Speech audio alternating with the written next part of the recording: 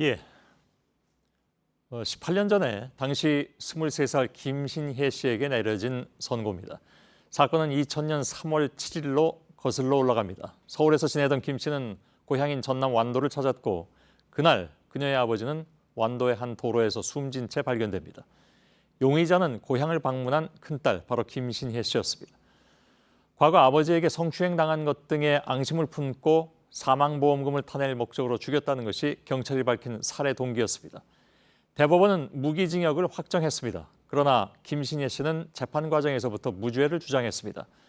아버지가 성추행한 적도 없었고 경찰의 폭언과 강압 수사가 있었다면서 자신은 아버지를 죽이지 않았다는 것이었습니다. 결국 김신혜 씨는 재심을 청구했고 긴 법정 공방 끝에 대법원이 김신혜 씨의 재판을 다시 하라고 최종 결론을 내렸습니다. 정원석 기자입니다. 아버지를 살해한 혐의가 확정돼 교도소에 수감 중이던 김신혜 씨는 15년 만인 2015년 1월 법원에 다시 재판해달라며 재심을 청구했습니다.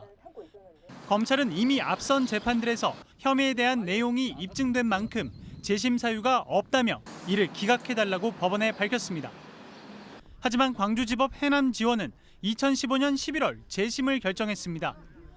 경찰이 영장 없이 압수수색을 했고 김 씨의 동의 없이 현장 검증을 했다며 재심 사유가 충분하다고 봤습니다. 대법원도 지난달 말 김 씨 손을 들어주며 다시 재판을 하라고 결정했습니다. 복역 중인 무기수가 재심 결정을 받은 건 사법사상 처음입니다. 이로써 김 씨는 다시 1심부터 유무죄를 다투게 됐습니다. 김 씨가 아버지를 살해한 것이 맞는지, 만약 아니라면 실제 범인은 누구인지 등을 두고 치열한 법정 공방이 오갈 것으로 보입니다. 김 씨는 언론과 법조계를 통해 무죄를 주장해왔습니다. 아버지 앞으로 들어놓은 생명보험 8개는 실제로는 수령이 불가능한 상황이었다는 점, 또 살해 방법으로 지목된 수면제가 실제 사망에 이르게 할 정도였는지 여부, 폭행과 협박 등 강압수사 주장 등이 쟁점으로 떠오를 전망입니다. 18년을 감옥에서 보낸 김 씨는 세상을 향해 이렇게 말합니다. 꼭 인정받고 싶어요. 확인하고 싶어요. 그리고요, 나한테도 인권이 있는지 없는지 나 그거 알고 싶어요.